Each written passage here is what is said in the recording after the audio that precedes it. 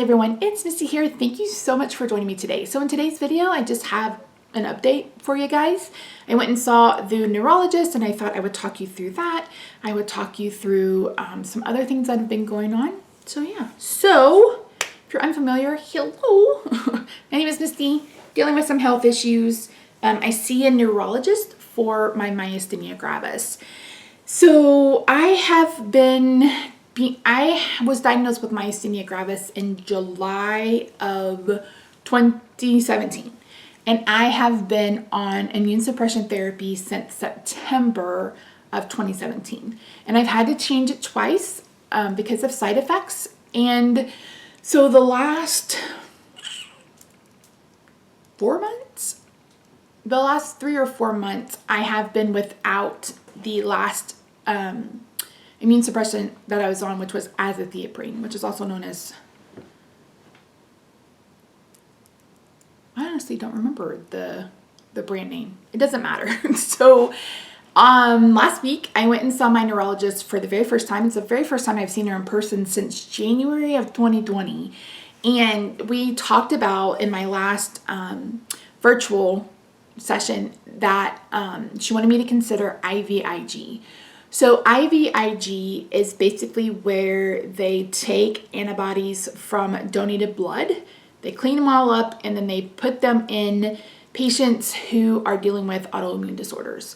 I don't know that IVIG goes for, an option for everybody, or every autoimmune disease, but it is an option for myasthenia. So I told her I was ready to go ahead and try that. She said, she's like, it shouldn't be an issue with your insurance. She's like, I've been treating you for 4 years. I was like, yeah, I know. 4 years? Yeah, 4 years. So she's put that into motion. And how that is going to work is we can do it at a clinic somewhere close, which is good because it took us almost 2 hours to get to my appointment. And we're talking about 20 miles. Yeah. Anyway, so she said it's probably going to do 5 days of a loading dose. So basically you go in, and if you are currently on this therapy, please correct me if I'm wrong, because I asked her to explain it and she got a little sidetracked. So apparently I'm going to go to a clinic and they are going to introduce a low dose each day. And then after that first 5 days, I will have a booster once a month. And the booster, they will come to the house to do the IVIG. So I'm not worried about it. I mean, there's risk. I mean, she told me the risk. There's all sorts of risk. But I think my biggest concern is where are we going to do this in my house? Because Rob works from home now. So anyway, I haven't heard anything. She said it would probably be 2 or 3 weeks. And I just saw her last week. Was that just last week? Holy Moses, I don't even know. Dun, dun, dun, dun, dun, dun, dun. That is not the calendar. Yeah, I saw her last Tuesday. So, and then she also told me that she's retiring in December, which is damn it to hell. Every time I find a doctor, it's really bad with OBGYNs. Anytime I found a gynecologist, every gynecologist I've been to in the past, 5 years, I see them once or twice and then they retire. So she's leaving in December. So I have an appointment with her in November and that will be the last appointment I have with her. But we're talking about the neuromuscular junction unit of UT Southwestern. So she has 3 or 4 other colleagues that they're going to divide up the cases. So I'll know probably New Year who will be my new neurologist. I actually considered possibly looking for a neurologist closer to home, but Rob and I talked it out and I was like, I don't want to start from scratch because if you guys remember, I saw 2 or 3 neurologists the year I was trying to get diagnosed. So I think I'm going to stay there for now, and we'll see how it goes. And maybe there's a clinic closer by for UT Southwestern, but I mean, like I told Rob, it's we go twice a year, so it's really not that big a deal. I go back in 3 months this time, and I think it's just because we're starting the IVIG, and she wants to check on me, how I'm doing, getting the boosters, those kinds of things. So that is one thing that happened. The next thing that happened is I heard from my doctor, the endocrinologist, Oh, you guys, my A1C was 11.6. That is the highest it's been in a really long time. Even in 2018, it wasn't, was that 18 or 19? It wasn't that high. So, like I said, I've told you guys, I've told her, I was like, I don't understand what's wrong because I'm not eating anything that would cause that. So, she wanted to go ahead and bump me up to the 1 milligram of the Ozempic. So I started that on Friday, and it does seem to be working. Last night, was that last night? Let's see when I took that. Yeah, last night before I went to bed, my blood sugar was 191. Can you guys see that? That's the lowest it's been in months. And then when I woke up this morning, it was 233. And it had been around 267 for the most part. And then my ketones, I'll try to remember to insert the picture. It was 1.4 this morning. So my weight, I only lost 1 pound. But I think a lot of that is I've been retaining water, which is weird because I take a water pill, every day. So when I weighed, I had some swelling on my feet and my hand. So I am having hand surgery on September the 8th. I have a trigger finger, my middle finger, and it's just gotten to the point where it makes it almost unusable. Like I can't grip more than that. So I can't grip anything small. And it's painful and it's bothersome. So he did my thumb. You can't even see the scar. So I'll be awake. He'll just do a local anesthetic, is that how you say that? Where he'll just insert a numb block and, cut it open, fix it. And it's like five minutes, maybe 10 minutes. So we're going to do that. And then I will probably be out of commission for probably 2 weeks. I have to use it. Like I have to move the finger and stuff, but gripping and stuff, I remember it took me a couple weeks when I had the thumb surgery. So that's another thing that's happening. Back to the endocrinologist, she also sent in a prescription for a long-acting insulin, and I'm not taking it. I'm not going to do it. I told her, I was like, I'm not going to do it. Number one, it's $70 flippin' dollars, and the Ozempic is already $70 flippin' dollars. But also, number two, I don't want to take insulin. I'm not going to do it. She's like, well, take it until, until your blood sugar is under 150. And I'm like, no. If I do that, I'm going to be back over 400 by December. And that is not the goal. The goal is to be under 299. So the last time I saw you guys, I weighed 360. And like I said, I weighed 359. So it only lost 1 pound. But again, I've been dealing with swelling. I don't know if that's a side effect of the Ozempic. All I know is I took the Ozempic on Friday. I've been taking my dose like 10 or 11 in the morning. And that night and the next day, I felt so sick to my stomach. I stayed in bed probably until 1:30 on Saturday because I was just so nauseous. Every time I moved, I felt like I was going to lose it. So it finally went away. Yesterday, I ate pretty carnivore, and I think that's another reason why I had bacon, and then I made the sweet and spicy meatballs from West High Gluten Low Carbs Cookbook. I'm going to talk about that later in the week. And I had some of those before I put the sauce on them, and that's all I ate yesterday, and I didn't eat very much. So yeah, so this week is going to be a low carb week, not a keto week. I was really craving like a sandwich. I wanted a turkey and bacon sandwich. So had Rob get me some keto bread from Aldi, and I'm going to eat that this week. We'll see how much it affects the blood sugars. And then I will I actually haven't decided what I'm going to do as a way of eating. I feel like I'm basically, what's it called? Intermittent fasting, because I'm just not eating. Like, I haven't even eaten yet. It's 12:30. I had a coffee, like an iced coffee, just with heavy cream, not like a bulletproof coffee. So I feel a little bit hungry, but I mentioned the last time I talked to you guys, this Ozempic makes me feel exactly like I felt when I was on Fen-Phen, and I hate it. But I mean, it's supposed to be an appetite suppressant, so So what else do I need to tell you?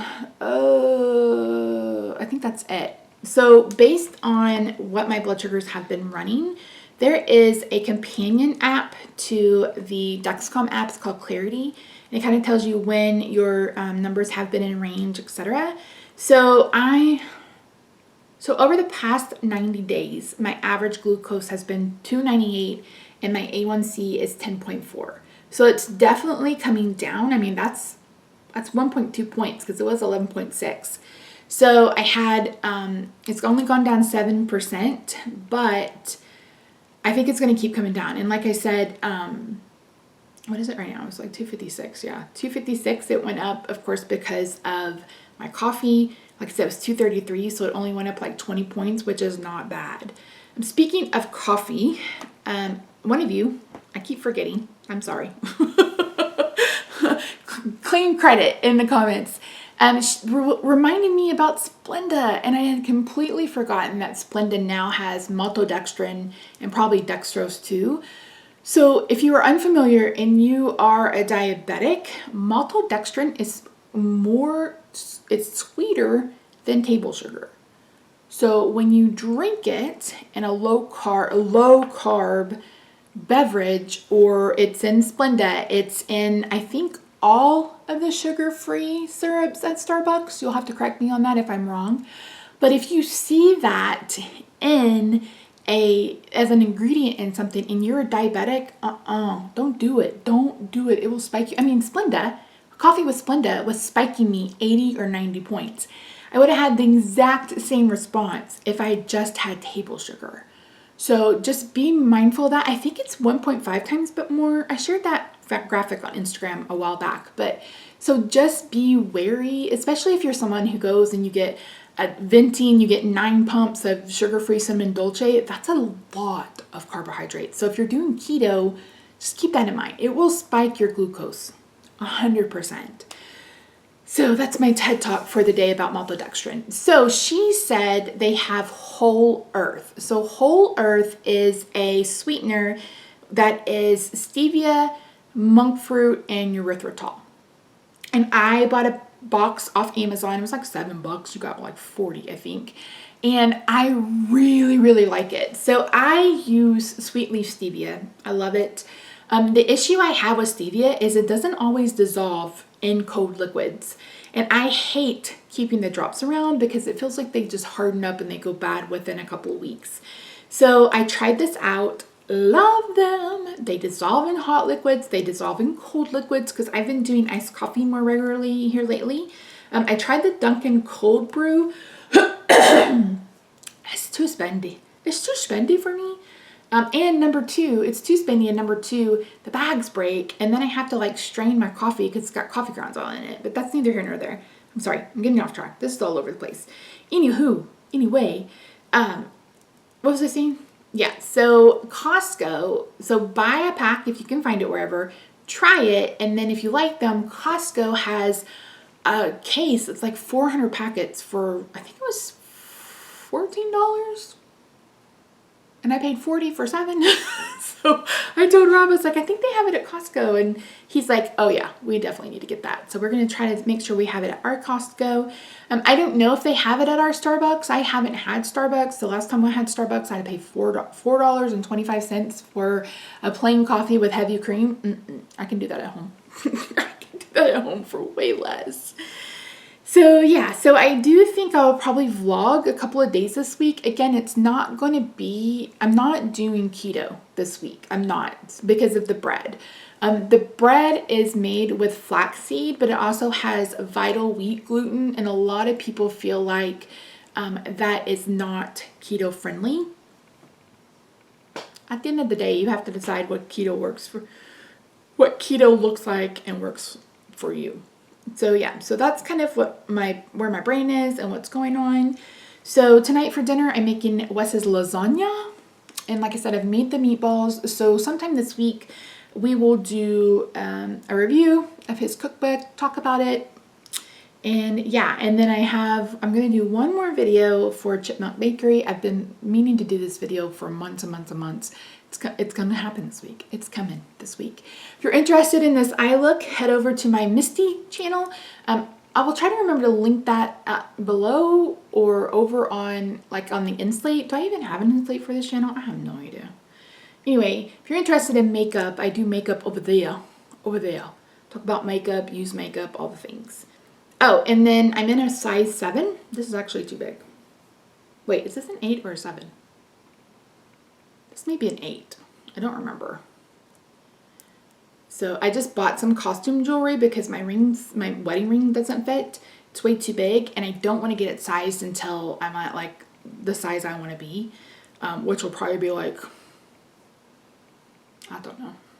I don't have a number in mind. Mine is the $2.99 at the end of the year. That's the only number that's on my brain right now. Okay, so there's your random update for today. It is Monday, August the 23rd. Jeez. I cannot believe we're almost to September. That is wickety whack. So like I said, I'm having hand surgery on the 8th. I'm going to spend the next 2 weeks trying to get ahead on videos on my Jolly Fat Elf channel. That's where I do cards, do a few makeup videos, get those posted. And then, yeah, that's basically going to be where my attention is for the next while. So, like I said, I will try my best to do some vlogs this week, full day of eating. Let's just call them what they are, and keep you guys updated on how my glucose is doing. If you're interested, I sometimes post that over on Instagram. You can find my Instagram linked in the comments down below. So that's it. Oh, if you're interested, that's a keto mojo meter. I know there's a couple other companies now that do keto meters. That one is the one that I like. I mentioned before it saved my life when I went into DKA, so I will trust it for forever and ever and ever. And I just recently bought some more strips for it. So anyway, that's it. Thank you guys so much for watching. I really do appreciate you. I am going to be doing a video walking you through the plans for our master bathroom. That's going to be in its own kind of separate video so people can watch it or they cannot watch it. I'm going to walk you through the decisions we made and how we were making it wheelchair accessible for the future. So that's something that I figure I could do in a separate video and people could watch it or they cannot. But yeah, so thank you so much for joining me today. I really appreciate you. I love you so much. Be safe, wear a mask. Be safe and wear a mask, people. I want you around. I don't want you to get sick, and I don't want you to get sick. Okay? Okay. Bye for now.